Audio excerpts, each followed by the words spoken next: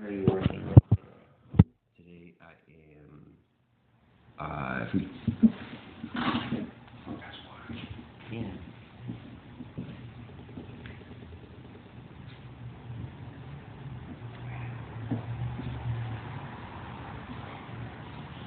The glasses are right down there, the second door, on the left-hand side.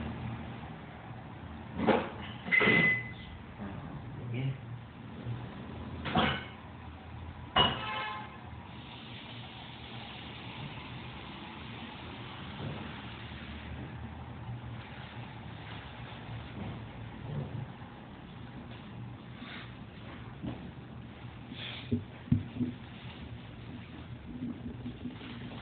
I wish I had recorded actually that rant. I've delivered that rant a lot of times but never recorded it. Well, if you've delivered it a lot of times, you will deliver it again. Yeah. And you will be more likely to, capture it the next time.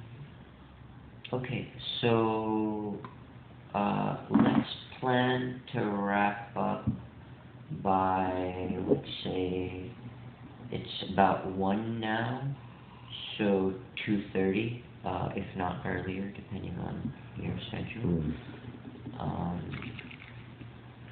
Okay.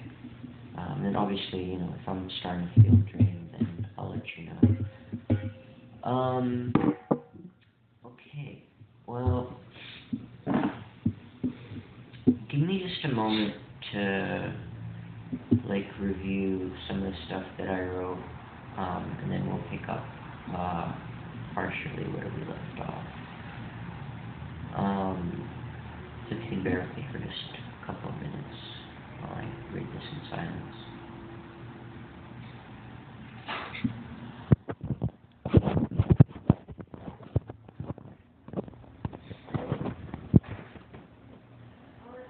Right.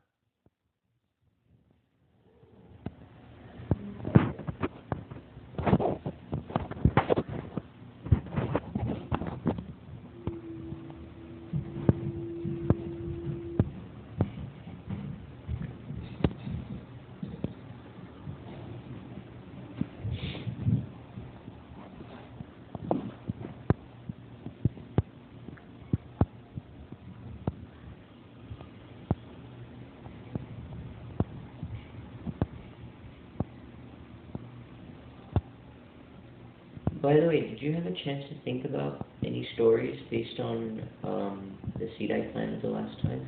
It's okay if you didn't. Sorry, what was the seed? The seed was basically. It's okay. It sounds like it didn't sprout, but we can cover that today. Okay, so do you have some stories here? If you want to finish everything. Sorry. Yeah. Please continue. Some stories about what? I'm just trying to find. Yeah, take your time. I'll start when you're done. Okay, alright. I'll do that. Okay, so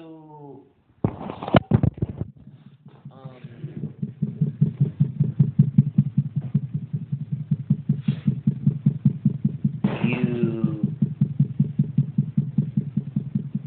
so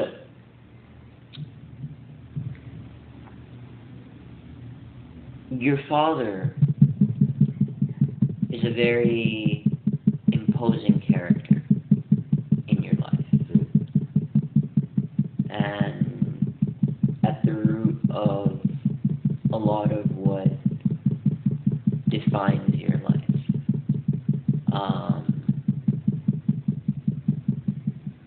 And one of the things that you stressed the last time we were together is his hyper focus on self-reliance and independence, to I I don't know if you were implying this or if you said it to points that were somewhat extreme, where you didn't feel supported. So, can you share a story or two about sort of how he inculcated that spirit of self-reliance, independence, in ways that were painful, as part of, it could be, your formative years, or it could be, once you moved out and, were on your own and had desperate times. Does anything come to mind?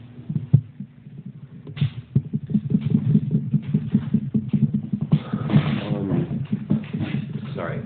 Before I answer that, what was the seed that you wanted to plant, so I can sort of allow it to percolate? Sure. Give me just a moment to finish typing this out.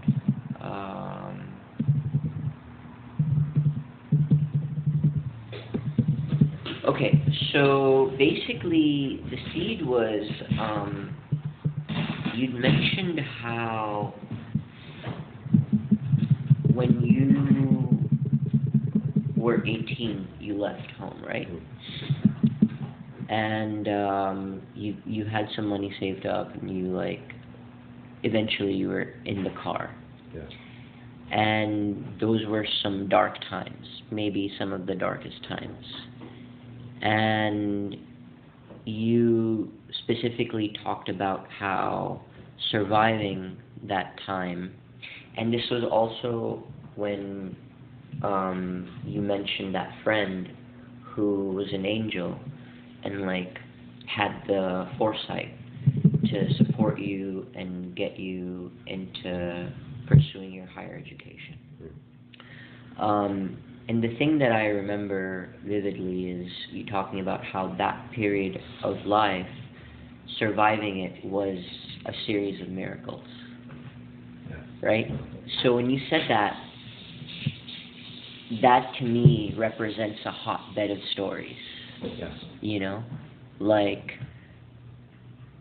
Because there are multiple miracles, so there's multiple calamities where a miracle came in to save you, albeit, scraping by, but that was the seed that I was trying to plant.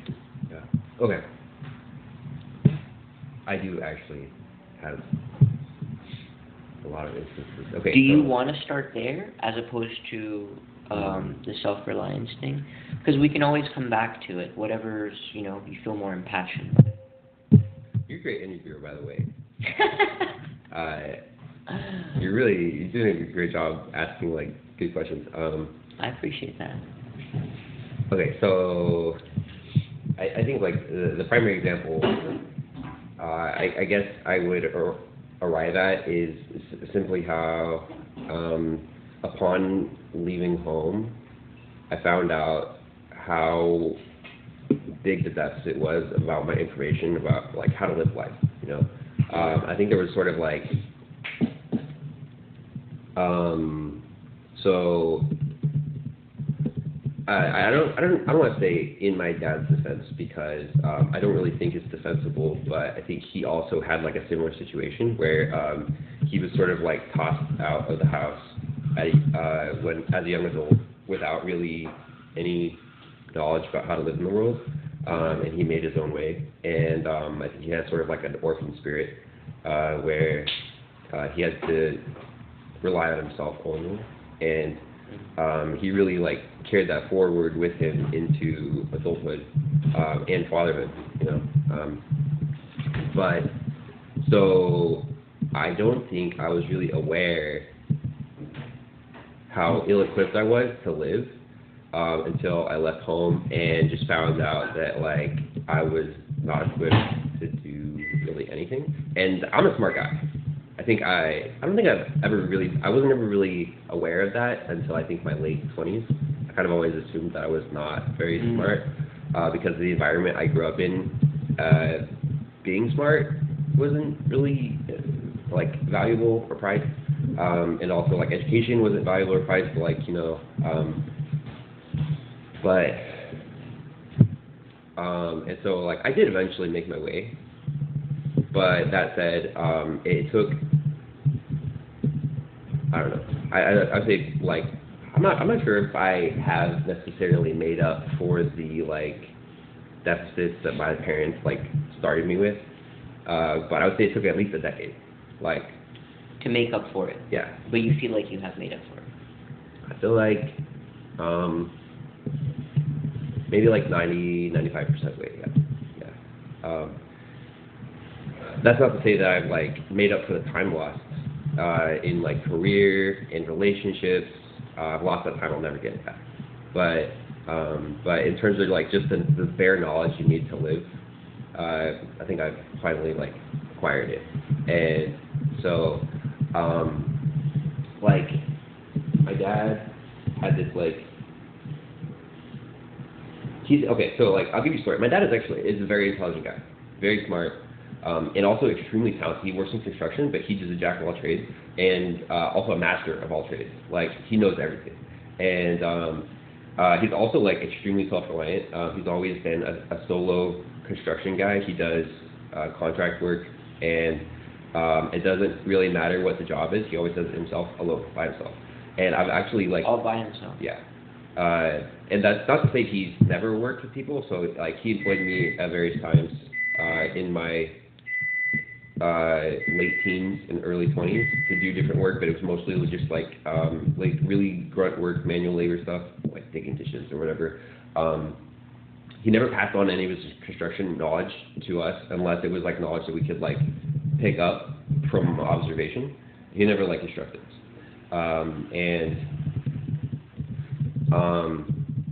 I sort of, it was just like, so I guess like the main reason I say like, I don't think he ever said, we were on our own emotionally, but I think, he didn't have the awareness to even know that was something we would need, that like emotional support or like knowledge about how to live.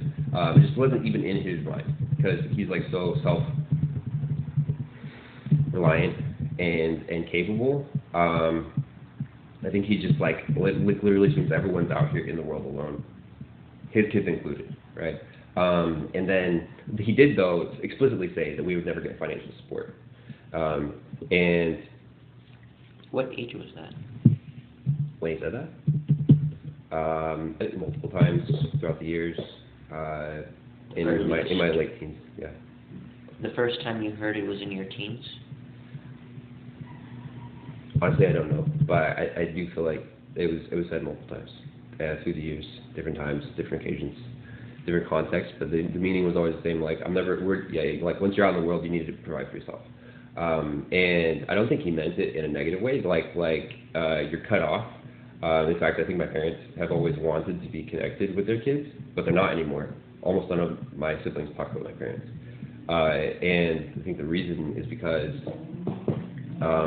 it's like the same story that I'm sharing is the same for all of my siblings. Like we all felt totally disenfranchised when we entered into the world because we're like, we didn't know how little we knew, and like, judging by the attitude that my parents had, it was like, you have everything you need to know, go out and live. And then when we actually get out the door, it's like, oh, we know like maybe 5% of what we need to know, and that's like across all domains, like education, like I think social education and experience,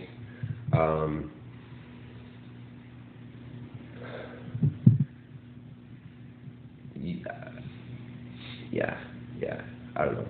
It was just like a really stark slap in the face sort of thing, and so like I don't know, like even the idea, the concept of you providing for yourself hinges on the fact that like you know how to go and find a job, you know how to talk with people to get that job, you know how to dress yourself. We didn't know how to I didn't know how to dress myself. I was raised like there was like my parents were very, very strict about dress code. They wanted us to dress in certain ways. My dad had like this really weird aesthetic from the 50s, and he enforced it onto all of his boys. And then also like a very conservative and modest dress code for the girls. And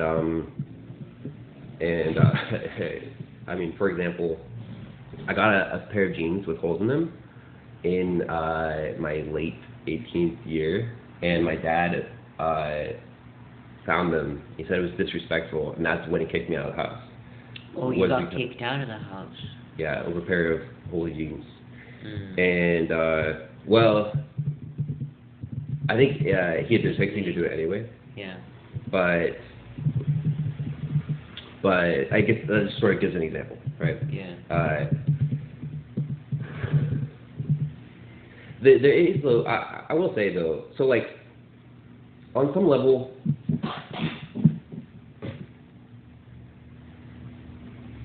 I think what my parents did was, like, profoundly irresponsible, and it's difficult to forgive them for that. On another level, though, especially since my exploration into the philosophical nature of social interaction, I think that, and the reason I'm working on this project in the first place is because I don't think anyone knows how to describe all of the social, how to do social interaction. Like, I might be literally the first person. Definitely not the first person to do it. I know hundreds of people who can do all the stuff I can describe, but just because I know a lot of people doesn't mean there aren't still many more who don't know how to do it on different levels, or misunderstand it in different levels. And there is no, like, light being shown on that reality. Like, everyone's literally just, like, left to fend for themselves.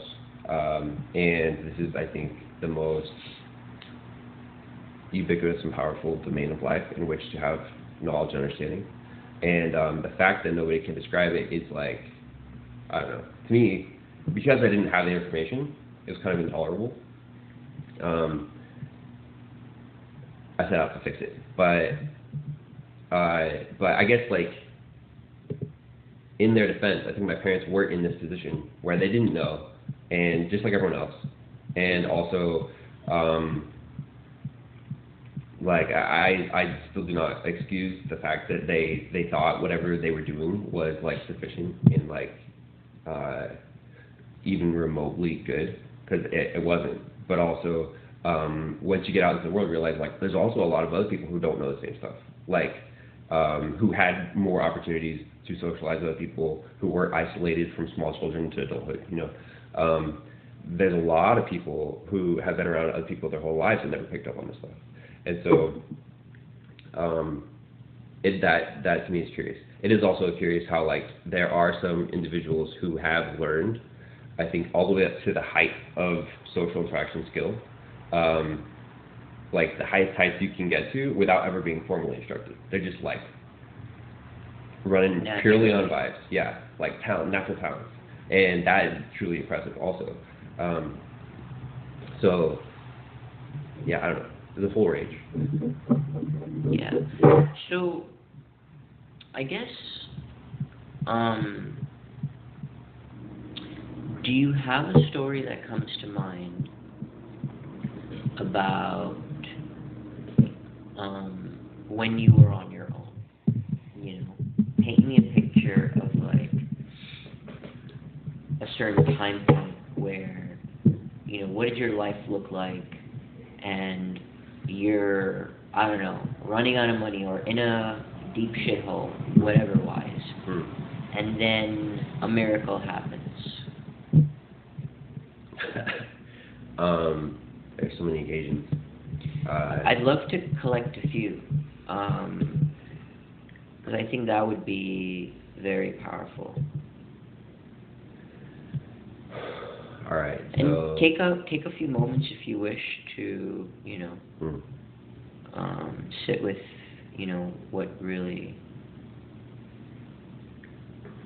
Okay, so, like, the first thing that comes to mind was that there was an occasion where I was out of money. I think I probably had like $20 or $30 to my name, and I needed to pay my phone bill, which was only $30, but if you don't have the ability to communicate with your friends, then that becomes like a whole different kind of dark reality, So I had a phone. It was like a super cheap flip phone, and I would text people with T9. This was in like 2011 when everyone else had like iPhones, iPhone 4s, iPhone 5s, I had a flip phone, and I was like, so my best to squeeze by.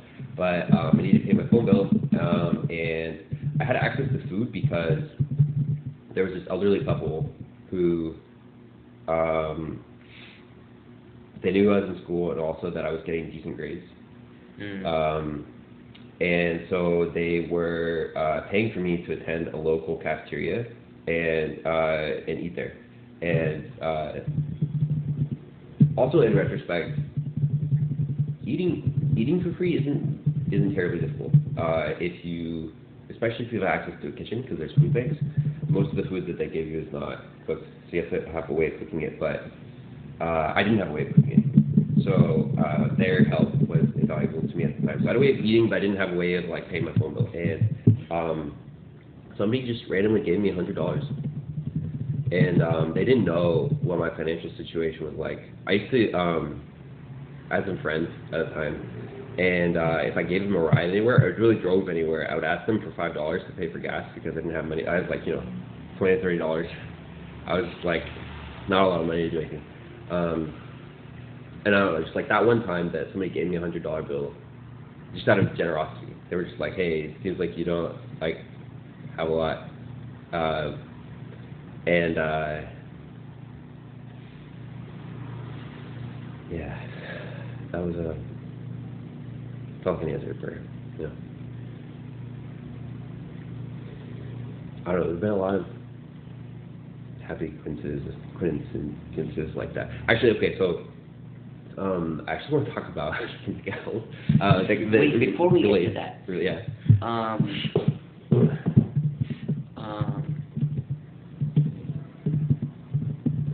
So this person, so you were giving out rides to help people out, but then wanting to get reimbursed for gas and a little.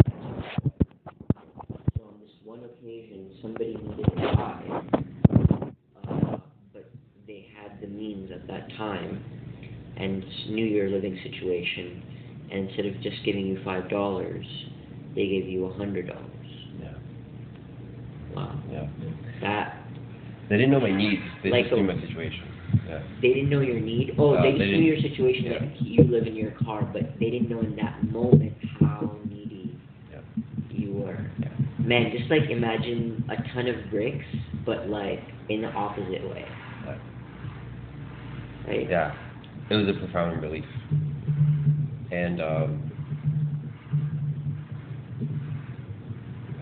yeah, there's been a lot of moments like that. I'm trying to think of any others that, I mean, like, I think that there were, during those years when I was living out of my car, there were probably like a dozen small moments like that where somebody helped me in a way. But also, the weird thing about arriving into adulthood without the knowledge that you normally learn as a child is that most people aren't equipped to help you with it because it takes a lot of time and effort, and normally people learn that as a child. And if you get to adulthood without having learned it, people assume that you are too slow or, like, I guess, obtuse to learn it in the first place. Maybe you're autistic, you know. And there's a lot of, I think, very intelligent autistic people who don't pick up on the things that other people pick up on. They kind of just, like, write you off. And so in order to learn these things, you have to do it third hand, through observation, through trial and error, through, and so I remember there were people who helped me at a lot of different stages. I'm really grateful for all of them. I think the help that I needed the most wasn't help that most people were equipped or willing to give, you know. I think, like, for example, the way that I dressed, I dressed in like a t-shirt and jeans and sneakers all the time, all occasions. And I didn't have any clothes to like. You're supposed to dress nice to go and apply for a job. I didn't have any clothes. I didn't have any awareness that you're supposed to do that or how to do it. The only exposure I had to dressing, quote, nice, was a way that I was acutely aware was not nice at all. Was like my dad's version of dressing nice, which is like New Balance sneakers, blue jeans, belt, and button-up T-shirt. That's my dad's way of dressing nice. And that's not nice for a job interview. I knew that, but I didn't know what was nice for a job interview. And there's like this kind of like sort of like subliminal knowledge. I don't know. That's the kind of stuff that would have helped me the most, I think. Yeah, I don't know. Do you have another story of like a miracle that happened during, you know, a dark moment?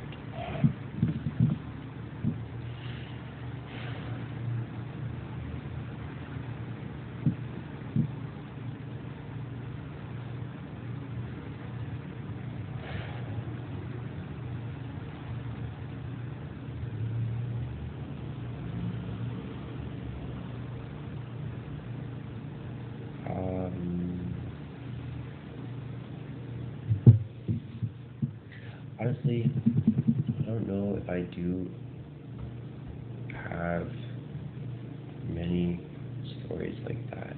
I think there were a lot of people who were kind to me, and there were a lot of people who helped me in small ways. There was a lot of, I think, there was still a lot of isolation, I think, in those years because I was living in my car, and at one point I had a lot of friends. And then another point, I became very introverted and had very few friends.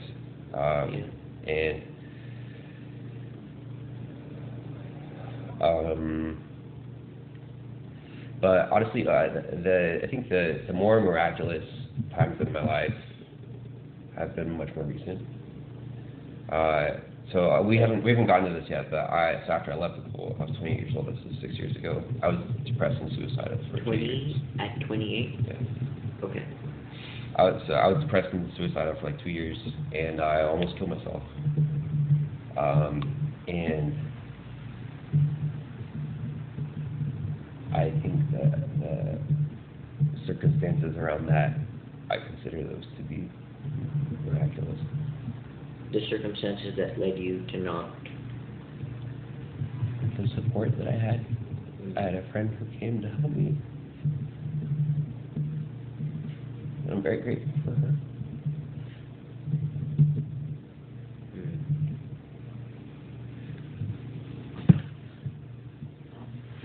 But I could also just be that it was a long time ago. I haven't thought about those years in my Toyota Corolla in a while. The years before 28? Yeah. So the timeline was like 3 years in my Toyota Corolla until I think I was 22. I moved back in with my parents for 2 years until I was 25. I worked at that job at Applebee's, and then I moved to. Actually, I guess not. And then I came back for another year.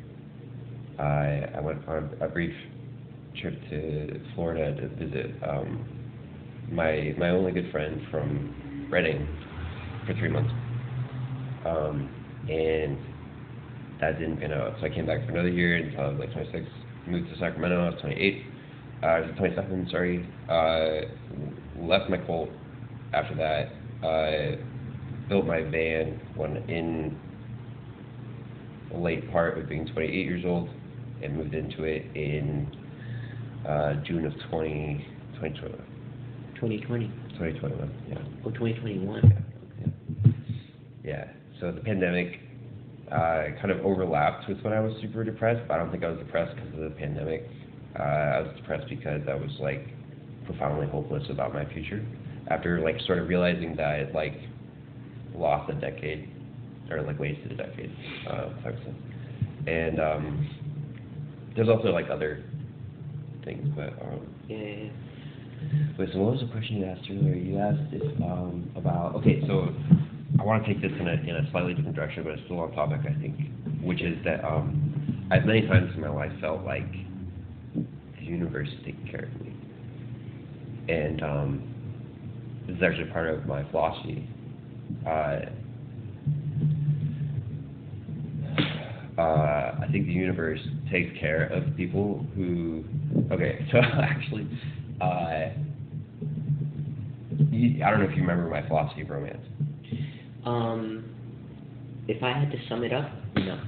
Okay. I remember bits and bobs, but I don't have a clear understanding of like. So if you want to take a minute to like summarize it, or like, it's probably hard to summarize a philosophy, but I guess certain. I can definitely overview real quick.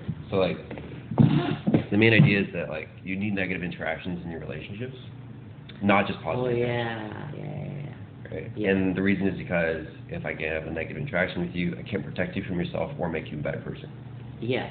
So this is a subconscious cue that everyone is looking for to relax around other people. These negative interactions signal enough strength to protect you from yourself and make you a better person. And that's that's like, of course you don't want to have too many negative interactions, but you need some minimum amount to allow people to relax, right? And so like that's like, the optimum human relationship is one where you play with the line of being too nice and also too negative at the same time, which represents like maximum nurturing, I'm here to make you better, or I'm here to protect you, and maximum challenging, I'm here to make you better. That's like a high octane, high engagement, high benefit, high reward relationship, right? So when I was figuring out this whole thing about romance, and I had a profound experience on mushrooms, where I felt like I was talking to the universe, and the conversation was romantic. Mm-hmm. And I realized that the reason it felt romantic is because in order for a romantic relationship, you need a strong element of challenge. You need a strong element of antagonism to make you sharp, to help you grow, to provide the resistance you need to become stronger. And and you have that also in your relationship with the universe. And so I think like the purpose of life is to evolve. I think that it's not just the purpose of like, if you think of like the grand tree of life, all the evolutionary like branches, it's not just the purpose of that, although that is that. It's also for every individual organism, for every individual person, your purpose is to evolve in your lifetime, to become a better version of yourself. And there's a lot of reasons. It's because that's what makes a good life, a life well lived. But also, it's because that's what gives your life meaning. Is that like you have a subconscious awareness that in the scale of time, if nobody comes after you, if you have no impact, then you're only existing for yourself. And then if you're only existing for yourself, there is no greater purpose or meaning, right? It's just whatever meaning you can bring to bear with only yourself. And so, like, there's this really great movie called The Children of Men. It's from a book. And the premise is that, like, all the women in the world have lost the ability to bear children. And it's a fascinating dystopic perspective because the hopelessness that is rampant. People are committing suicide. People are refusing to have relationships. People are twiddling their thumbs until they die. Because with no children, there's no prospect of the future. And with no future, there's almost no meaning, right? So it's like that. It's like that. Your purpose is to evolve because you don't just exist for yourself. You also exist for the people who come after you, and also as a product of the people who came before you. And that existence in the timeline represents meaning. You're not just here for yourself. You're here to be the stepping stone for whatever comes next. And so,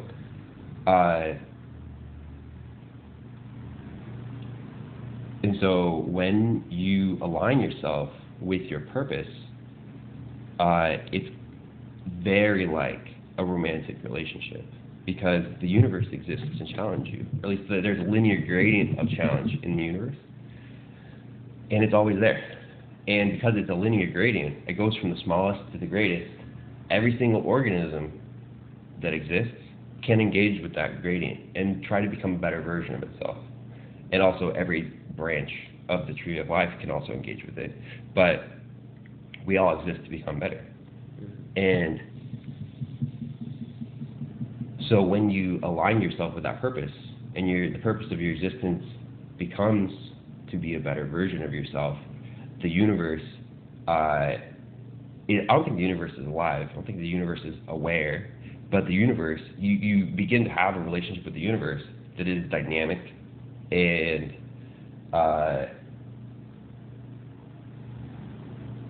that is like, it's dynamic, almost like it's a living person.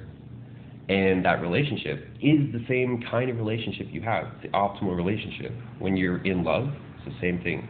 High antagonism, I'm here to make you a better version of yourself, but also high nurturing.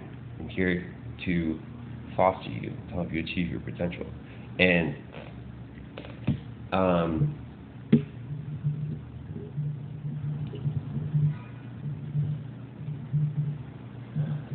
yeah, I don't know.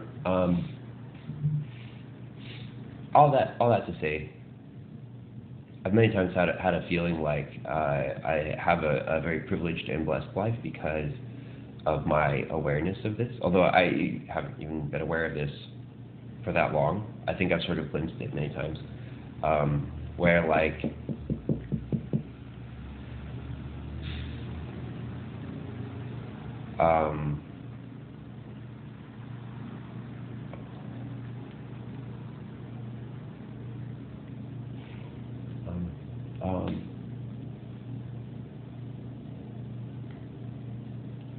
yeah, I just feel like things go well for me, not in a traditional sense, but in this sense, where I evolve. I become a better version of myself. And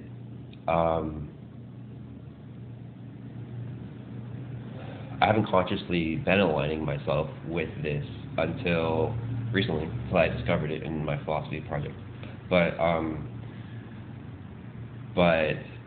in those early days when I was living in my Corolla, I think I also felt it. I felt like things were bad, but they weren't too bad. You know, it wasn't unbearable. It was dark, but also there was hope. And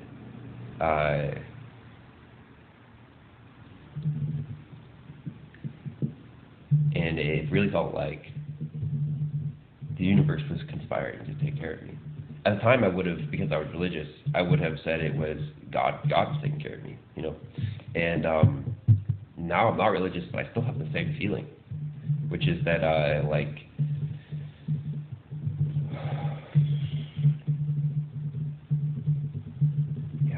yeah.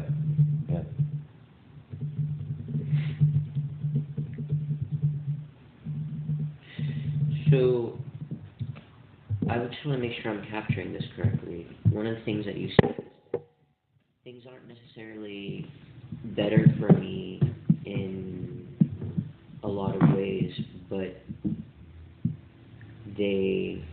I have grown a lot, and like that like things could be worse, but I realize that the universe is conspiring for me to sort of keep things where they are, and that's something you're grateful for.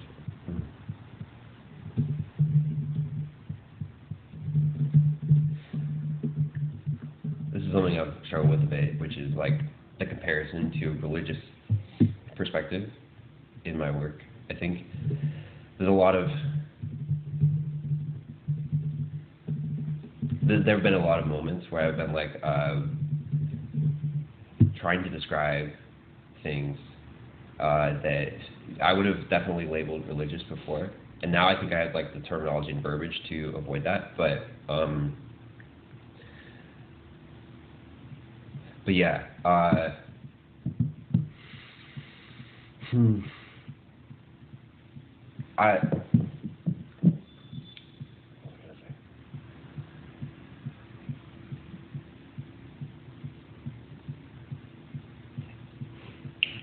Even that language, the universe is conspiring to take care of me, is I think kind of romantic and like it may be a bit too flowery because I don't think the universe is alive. But I think what I mean to say is that things have never gotten so bad that it was unbearable.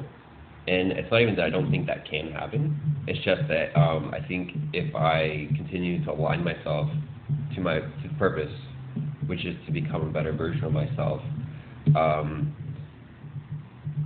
then my relationship with the universe will bear this kind of fruit, which is that like my basic needs are taken care of, and I can continue to accomplish my purpose. There's like honestly, I think I would like to do a better job of describing that in like a philosophical way. It's one of my things is like that way of describing it is kind of too loosey-goosey and like I feel like there's a lot of holes in it. I'd like to do a better job of substantiating why that logically flows and why it's like a complete logical system, if that makes sense. But have to come back to it probably later. Can I give you some feedback on that? Yeah. I think because to your point, philosophy as a science is quite mystical. And words are limiting. Words are hard to... But stories are mystical. And yeah, to communicate stories, you use words, but they're not the kind of words that, you use in like an academic setting, right? So think mythology. What is mythology? It's a form of, translating and spreading philosophy. So I think, and that's why this work that we're doing is so powerful and challenging, because you'll realize that I keep pushing you for stories, right? And you're talking a lot at me, which is fine. That's what goes to show, the nature of this creative process, is that the more stories that you can, capture from your lived experience to paint your Sistine Chapel, I think ultimately the more effective it will be. Because, the way I understand it is your brand of philosophy is for the people who have been, out of touch from, or don't resonate with the academic philosophy, right? And there's many examples of this, like the YouTube videos these days. There's a lot of philosophers there who are distilling, that knowledge and making it more. And I think that your unique opportunity is, capturing capturing your lived experience to try to paint that picture, that full circle. But I think that, like, that's why the podcasting is helpful, because the spotlight isn't just on you, right? Through our discourse, like, I'm getting valuable insight into your lived experience and what feeds the philosophy. And now we're a team where together we can paint this picture. This is really good.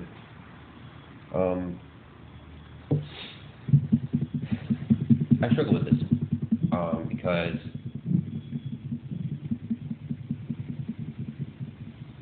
always my past is like a footnote. I think I'm a very future-oriented person, and I'm a happy person. A lot of people comment that I don't seem my age. See, I seem much younger, and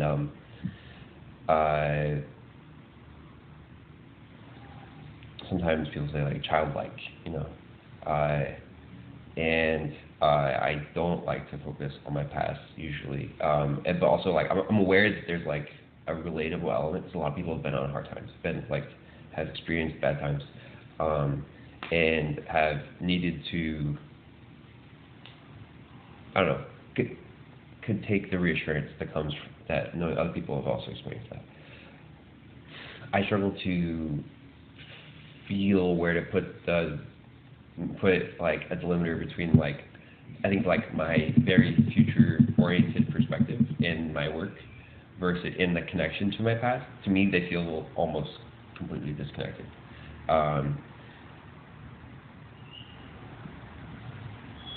Yeah, I don't know how to present myself that way. Almost always when I talk about my work, I talk about it by itself, not like, but I'm aware, I think you're helping me be aware that that's like not the right approach. Really, it needs to be like a sprout from my story, not like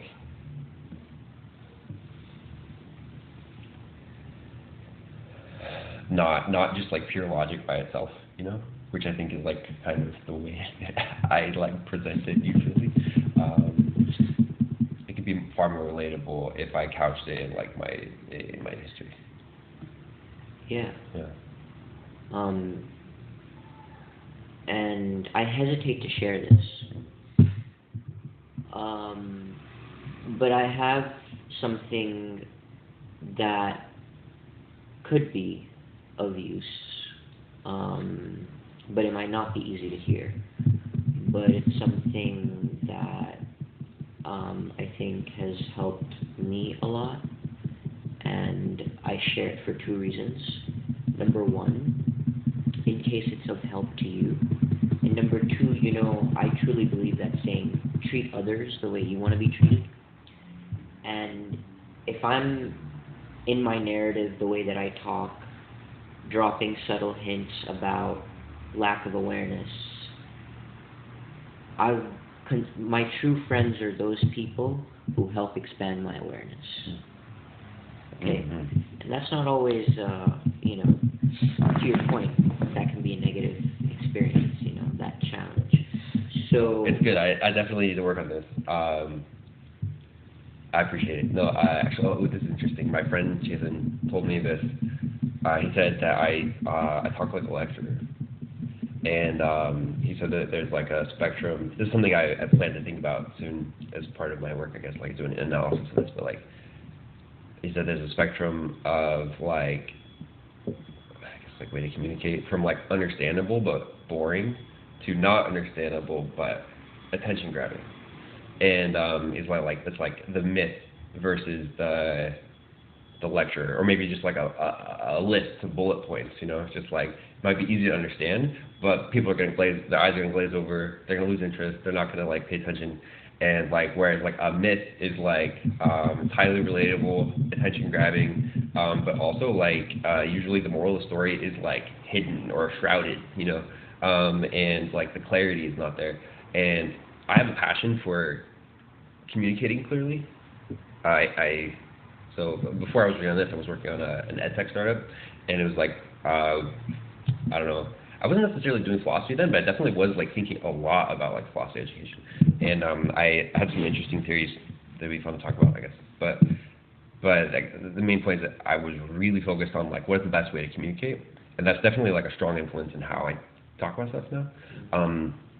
But he has a point, and you have a point, that like just because you're communicating clearly doesn't mean it's interesting, you know, or like doesn't mean it's gonna like grab everyone's attention, or like I don't know where to put like I don't know how to mesh those two things together. That's what I think I need to think about. Is like yeah, because I think I have some awareness that like I could write the most profound and transformational, revelatory, philosophical work in 100 years, and it might only be that like 5 people read it, you know? Because if it's like, it doesn't matter how right it is, if nobody, if people, dude, if nobody can like stand to keep their attention on it, then, you know, it's not actually going to do very much.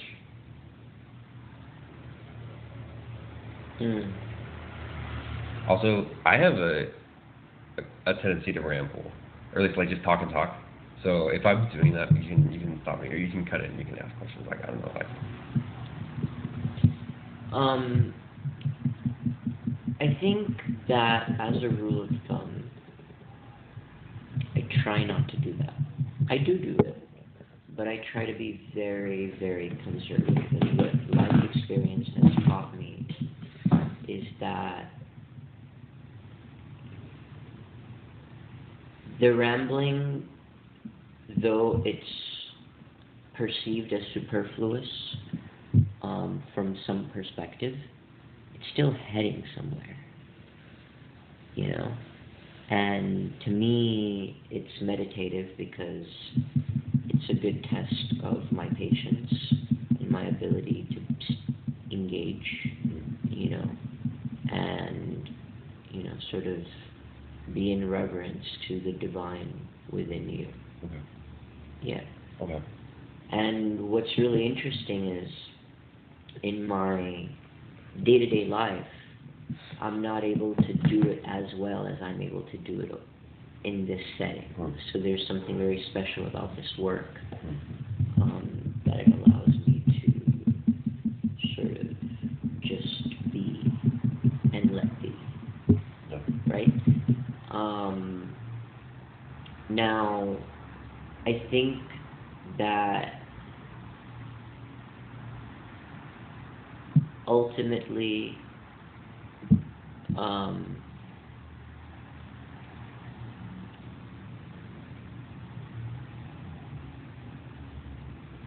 what's drawn you to San Francisco is one of the same reasons that's drawn me here. We are both futurists. You know? Yeah. And I think keeping that in mind, that our environment is so heavily leaning in the future, one of the things that I try to remind myself of is like looking at the past, because that is, you know, one of the best teachers. Looking at the past from the lens of the present, right? And, you know, part of my perspective in our limited conversation is that part of your narrative is shrouded, or the vibe that I get is one of, and I say this very slowly, very like cautiously, and I'm saying please take this with a grain of salt, because it's just my intuition, right? So, and words are very powerful. But to me, part of your narrative sometimes suggests that you still identify in some key ways in the victim mentality. And mythology is best served by heroes who have risen above their trauma. You know? And so, like, one of the things that I visualize is this chip on your shoulder that represents your dad. You know? And as much as, you know, the harrowing experience you've had, have you considered that setback, damage, blow, whatever, is a necessary part of getting you here to this very moment? Yeah. And the work that you are drawn to do, right? As part of contributing to the world. Yeah. In a way where the impact might not be felt in your lifetime.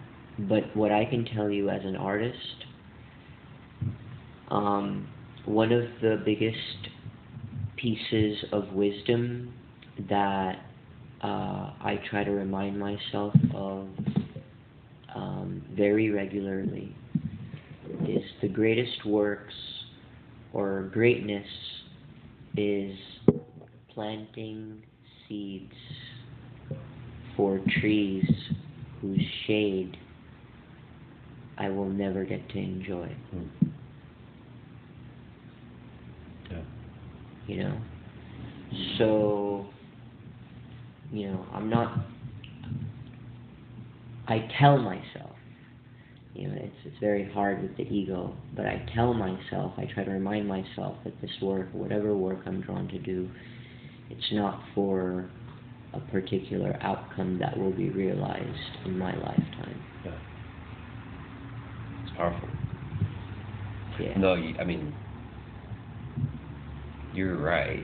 I just want to acknowledge, you reminded me of something I thought to say earlier and forgot about when I was talking about the universe conspiring. So a lot of times, I've heard this in religious circles, a lot of people say, think like everything works together for good, or at least like God has a plan, you know, stuff like that, or at least like I think the intent is that like there is like some sort of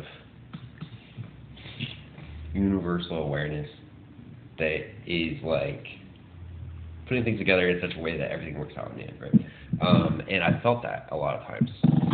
I guess this is what I mean when I say the universe is conspiring. This feeling that there is a universal awareness. Because I think, like, logically, I don't think that is true, that there is a universal awareness. But at the same time, I think that there is.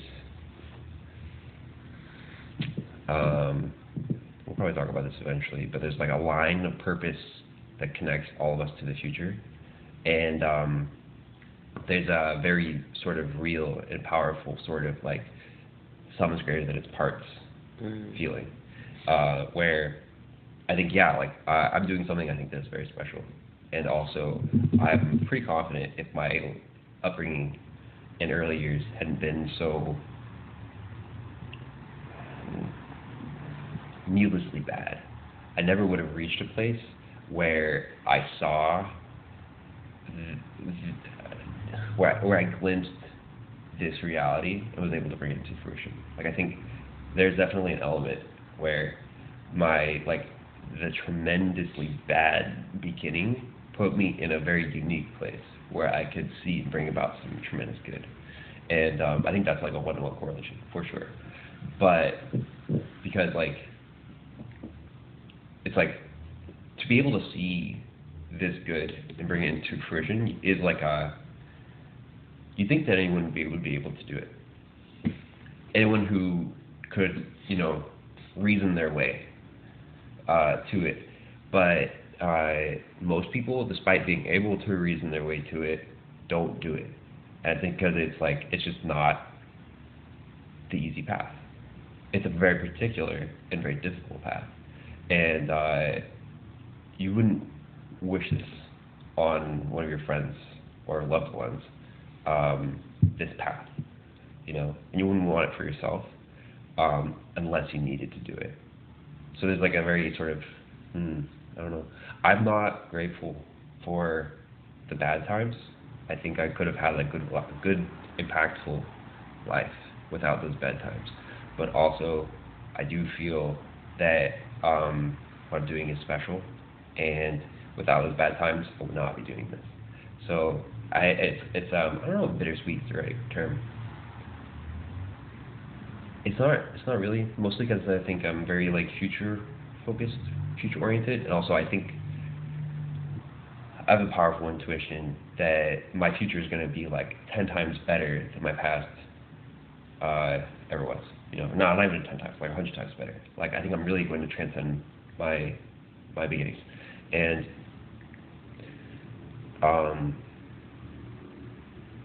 yeah.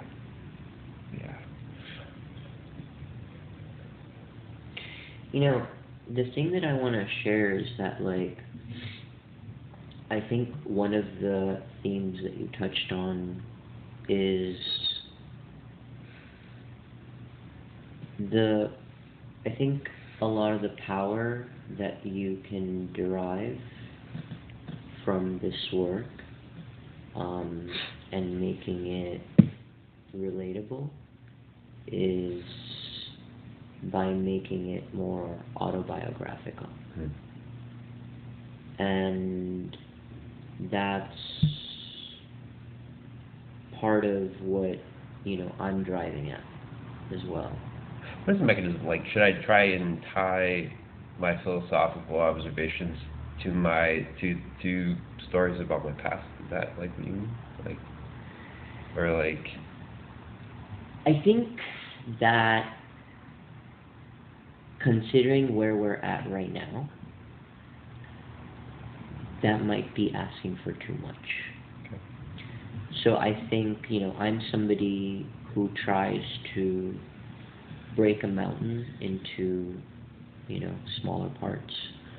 And I think if I can suggest it, just because it sounds like you're disconnected from the past, which is part of why you're struggling to come up with more stories, is to just try to dig a ditch without any purpose. Just dig for the sake of digging. Whatever comes up, comes up. Because whatever comes up, because memories are like buried memories, past, are like a network of mycelium. Mm-hmm. They're interconnected. Mm-hmm. So if you just dig for the sake of digging, you'll uncover the network without trying. But if you try to dig to uncover the network, I think you'll suffer more.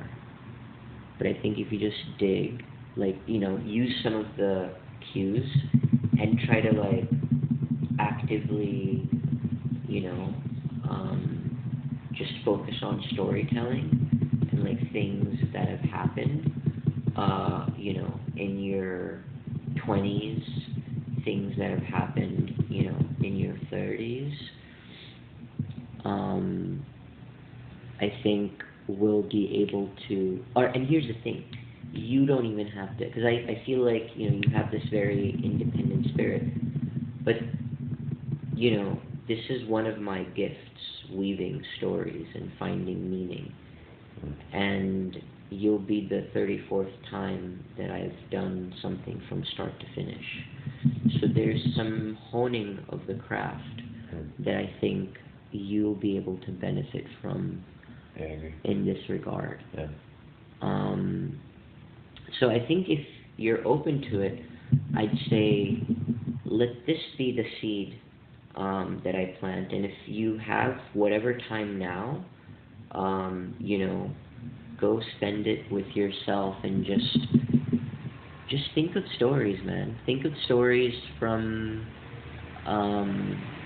from your 20s, 30s, you know, that bring up some pain, you know, because, you know, that's where it's fed a lot of, you know, even though you're not looking at it. And think of stories where you've been given a lifeline to, like, you know, believe. Oh, continue. Yeah. Think of stories, you know, where you've come up with some pain. And think of stories where you've been given a lifeline for hope in some of your dark times.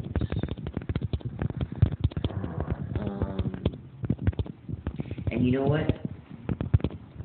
I'm going to send you the first film that I ever co-produced. It's called A Journey to Hope. And if it's hopeful, obviously, as you're, Hold on. So I have okay. Tell me if this is right. I feel like what you want, what other people want to hear, and I think it's like what is relevant about my painful path is how it has driven me to do good things, right? Or at least like how it has changed me for the better, not just for the relatableness of the pain, because I think everyone has pain, but if the pain produces something good, that's a good story. If the pain doesn't produce anything good and it's just pain, then I'm not sure I care to share it. Does that sound right? So here's the thing. What a lot of people don't realize is that the work of this episode, besides serving an audience, is actually meant to be transformational. The episode transforms the podcasters, not the audience. As well as the audience, it's meant to be transformational to you and me. Okay. Specifically, the process. Okay. Right? This is the real deal. So there's healing, insights, you know, things that you couldn't imagine awaiting you and me as part of, you know, the work of creating this. And it's part of the reason why, maybe unlike a lot of the podcasts that you're listening to, there's a lot of work behind the scenes that the world is never going to get to see, you know, and tears shed, emotions, you know, that nobody's going to get to see. Only I get to witness and you get to feel, right? So to answer your question, I'm going to refer back to what I said. Just dig. Because, you know, your question was like, do I only dig that is worth sharing? No, brother. Just dig. Because in your digging, you're going to uncover things that don't seem relevant that are going to pull up other things, you know. Just put down mycelium, you know. Everything is interconnected.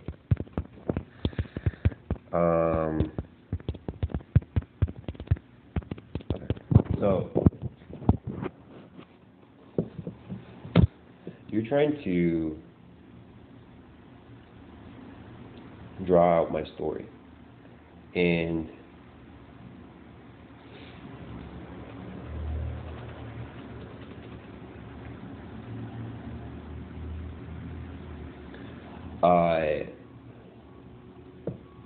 but okay, so like I hear what you're saying, that like we might need to wade through some like less relevant parts to get to the good parts, but it's okay, it's all connected.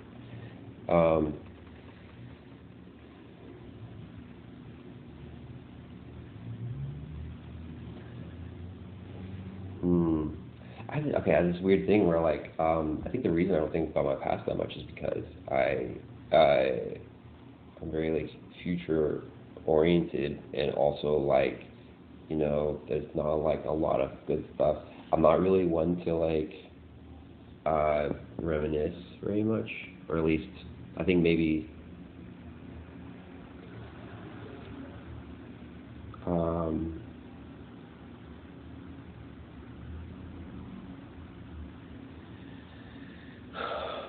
okay, so here's the thing. Like, I primarily talked about the negatives about my past. There were also a lot of positives. Even in that year when I was living in my Corolla, there were a lot of positives. For example, I mean, like, contrary to what you might think, living out of your car can be kind of easy. And there are a lot of ways in which it's a relatively stress-free way to live. And also, there's a lot of people who were kind to me, but it was desperate the whole time. You know, there was like there were a lot of good moments. I made a lot of close and dear friends during those years. And I think that that's good. I think, like, you know, like you, I am somebody who is trying to, like, promote more hope in the world. And so, and, you know, I definitely have an agenda of, like, promoting the car life, the van life, because I realize that there's still stigma around this. Mm. And I think part of the work that you and I have to do through this episode is shedding a light on the good moments as well. Mm. That's why I said, you know, dig everything, because... So I guess I'm asking, like, what is the ratio of positive and negatives that I should focus on here? Like, I focus mostly on the negatives when I tell people about my past, mostly because, like, I'm trying to describe and explain why I live the way I do, and also why I'm so weird and different. I mean, not that it's not all weird in a negative way, but definitely I'm not normal, you know? And so usually when I tell people about my past, I'm only talking about the negatives, despite there having been, you know, like, a lot of relative good times. It wasn't all pain, it wasn't all misery. And most of the pain and misery is in retrospect, when I realized that, like, things were way worse than they relatively needed to be. You know, it's kind of like, while you're experiencing it, especially if you have no context, you might be fine with it. And then afterwards, when you find out that, oh, like, literally, you know, most people don't live that way, it could be way better. In fact, like, it should have been way better in any reasonable sort of, like, headspace or timeline, you know, then that's where the resentment comes in. It's just like, oh shit, like, I was missing out and I didn't know it, you know. But during the time, it wasn't bad. Like, and I don't know, what's your intuition here? Like, what should I...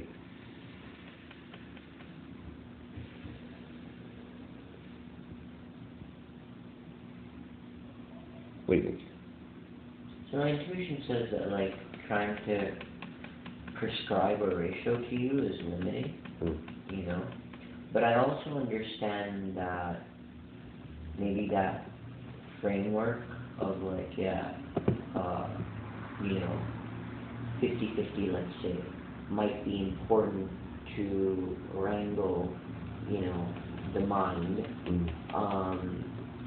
So let's say 50-50, but say you think of one negative story and then you're trying to think of a positive, and if you're struggling, don't just get stuck, you know. It's okay if you think of, like, 10 negatives and 1 positive. Like, don't get caught up in the ratio. Because your intuition is guiding you, right? And you trying to limit it through a ratio, and me trying to limit it through a ratio, is ultimately not productive. But I think setting an intention to say that, like, part of our goal isn't just to, because growth comes from pain. A lot of growth comes from pain. And a lot of your philosophy, and, like, the ideas that you're trying to promote are rooted, in some of the hard times you've had. However, I think you and I are also powerful ambassadors of promoting hope and the good vibes, and like specifically good vibes of living a, pretty light lifestyle, in a car without the burden of many possessions. Yeah. And so, stories pertaining to, like a lot of times people get burdened by possessions because they're like, I need this.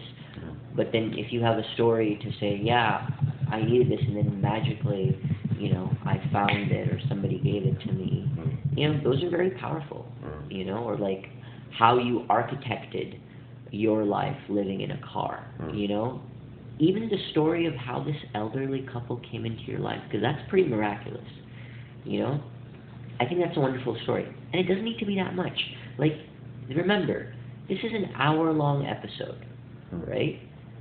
So, you don't have to, I think ultimately trying to dig up stories is going to benefit you because it's going to tie into your own work, right?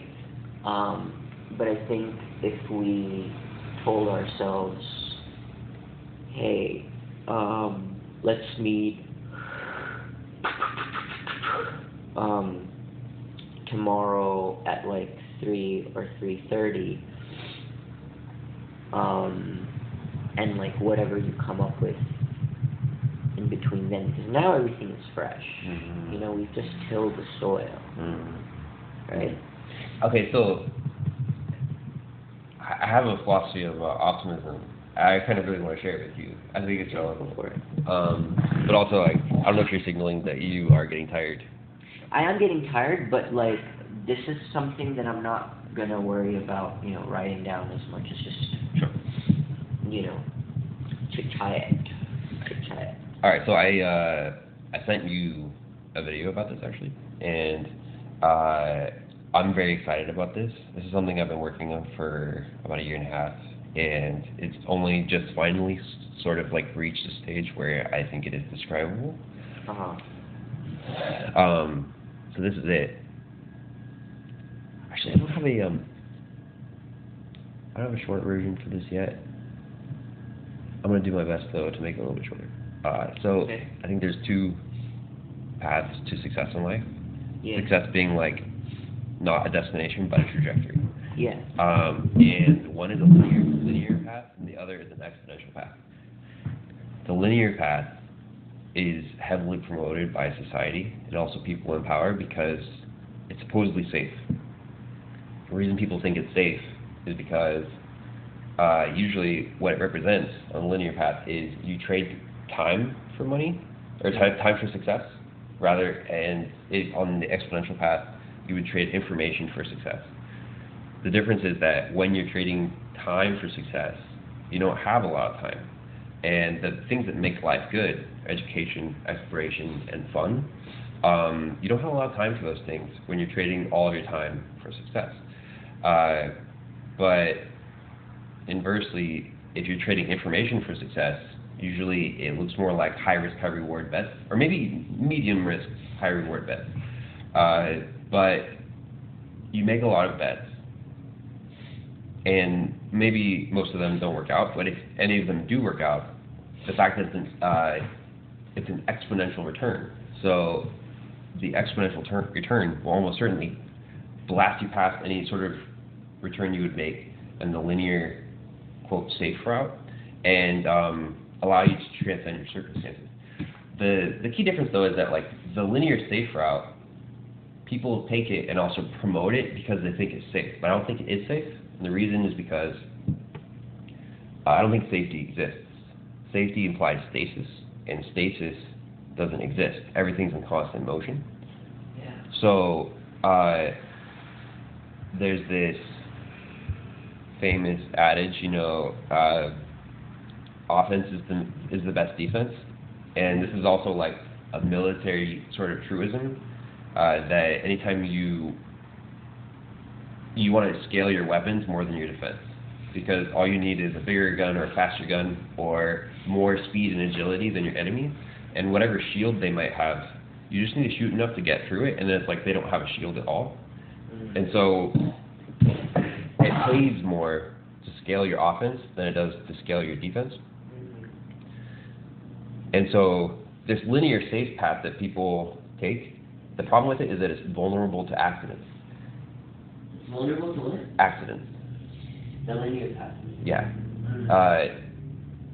It, like, because you're trading your time, which is a finite resource for success, you're making small, safe bets over time. The problem is that if any accidents happen, or even if you just get a late start for some reason, you know, or you don't know what you want to do in the beginning, you know, it takes you a while to figure that out. You get a late start, and then you permanently missed out on like some portion of your success because you can only get it in a linear fashion. Yeah. And so people take the linear safe route because they think it's safe, but my argument is that it's not safe at all, actually. It's only safe literally while you're trading your time for success. Like, so it's only safe in the extreme short term. In the long term, that safety drops to like 0 in a very short amount of time.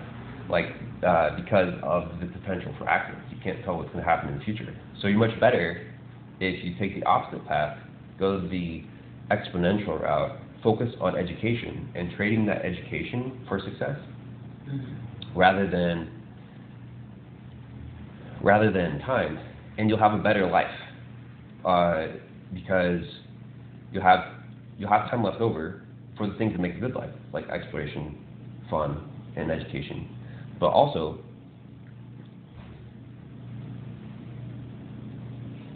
okay, so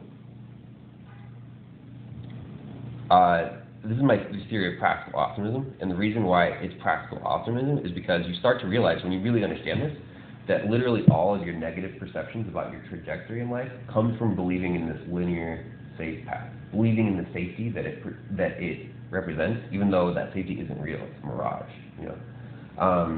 And the more you realize it, the more you realize that there's only 2 possible outcomes anytime you are discouraged or have negative perceptions about your trajectory. One is that you've fallen back into the linear path again and started to believe in it again. Or 2, you don't have your aims and goals high enough. Those are the only 2 possible outcomes. And I have come to appreciate the caricature of the devil in Christianity, because if you assume that there's an enemy influencing your perceptions, then maybe not for like normal perceptions that are negative, but if there's any really bad perceptions, then often you're suspicious. You're like, this perception is too bad. There's an enemy trying to influence my perceptions. Maybe this isn't right, you know. But it's not just it's not right. Maybe it's the opposite of the truth, you know. Like the polar opposite, whatever that is, like a photo negative, you know, like literally the inverse of reality is being presented to you. And I think that's literally like what your discouragement and what your your negative perceptions about your trajectory, those are literally the inverse of truth. When you start to realize that there's only 2 ways to think about this. Also, like, the linear and exponential paths are mutually exclusive. You can't do both at the same time. And from the perspective of the linear path, anytime you're on the exponential path, it's going to look like you've given up everything, you've lost everything, you're back to square one, you know? The trajectory is basically like hopeless, right? It's going to look hopeless from the perspective of the linear path until you start to win on the exponential path. What you have to realize is that the linear path never existed. It was never safe. It was never a realistic route to success. The only realistic route to success is on the exponential path. And you just have to realize, like, all of my negative perceptions, all of my discouragement they're literally confirmations that things are going well. Because when you're discouraged, it's like there's only 2 possibilities. I started to believe in the linear path again, and I need to, and you know, you just like, he's like, oh, back to that exponential path, okay, everything's good. Or my goals and aims are too low. I need to set them higher, which again is good. It's like, it's literally like, you almost want to like seek out your discouragement and your negative perceptions and invert them, and that's what's actually happening. That's it. That's interesting.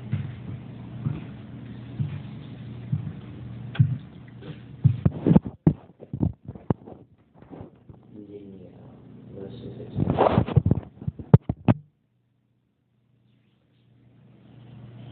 That it sounds like what you're saying is they can't be done in concert with one another. They're one on the other.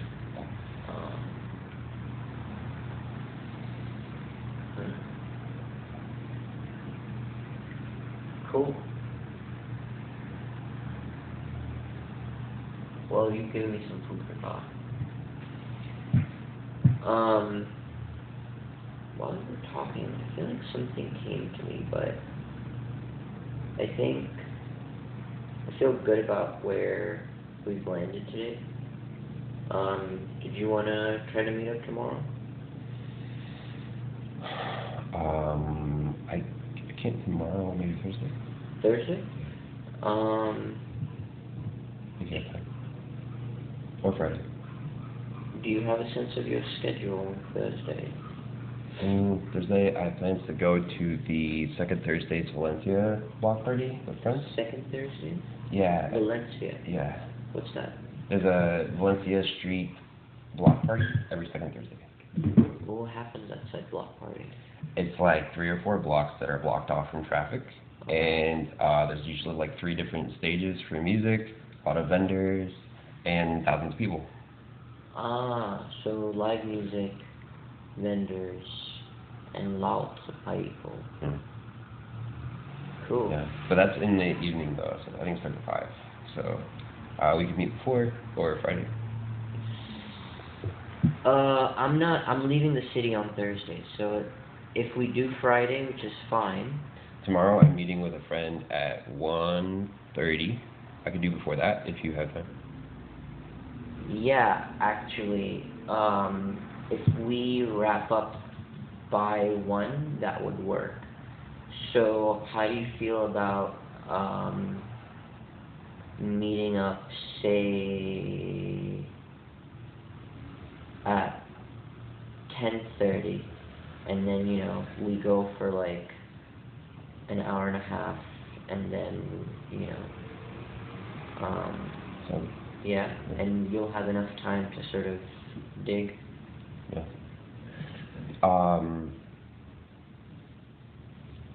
Yeah. Okay.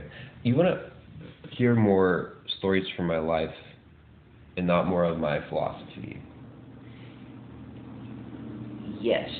Okay. As part of this work, we're not going to ignore philosophy of love. It's just, you know, based on some of the things that I've shared. Cool. Yeah. But I feel like I'll be able to stitch something together based on that. And you know, Farley, what you're doing and what you're about to do, it's not easy. You know, I've had at least one instance that comes to mind, maybe even more, where people have gone into the past and they haven't been able to, or what they come up with, they can't, you know, like, so I understand that, you know, that resistance there, it's there for a reason, and I want to acknowledge that, you know, your courage, but I also want to say that, like, if it's not flowing for you, then that's okay, you know, like, you don't have to push it, you know, it could just be a matter of timing, you know, like, I had our last guest, she literally took almost a year before, because she had this intuition that, like, I want to do it, but something doesn't feel right. She just had this natural sense. But when we got together, this is somebody she was sexually assaulted by someone she knew. You know, talk about something like that, and there's a lot there. Yeah. But she did it, you know. So all that to say is that, you know, yeah. Okay. I mean, it's not a matter of like sensitivity. I think I just have a blind spot about what is relatable, to be honest. You can let me decide that. Okay. Yeah. All right. You just focus on dating. All right. All right. Yeah. See, I just interrupted you. I don't have a problem with that. Perfect. Perfect. Okay. All right. I'll come back, and you said 10:30? Yeah, 10:30, please. All right. Yeah, I'll let you.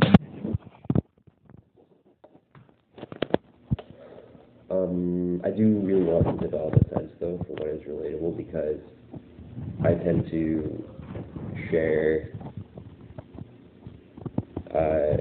my work. I have like a loose ambition to become an influencer, I guess, in some way. I don't really know what that looks like yet, because there's been like a pretty consistent sort of like separation between the work of philosophizing and the work of dissemination. You know, like those are really not the same thing. And I don't know how to like do them both at the same time, because the philosophizing already takes like a lot of time. But yeah, I need to figure it out. I need to feel it, you know, so I can do it well and help people. You know, also help myself. Yeah. Amazing. Yeah.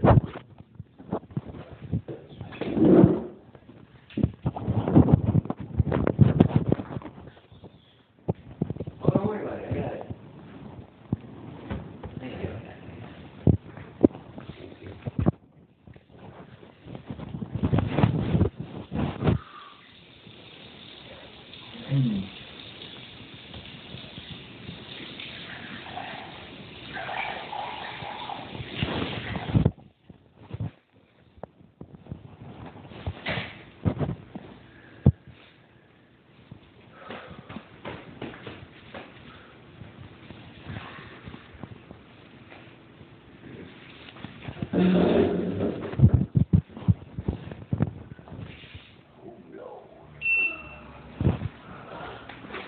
So you're leaving town on Thursday? Huh? You're leaving town on Thursday? Yeah. Where are you off to? Albany?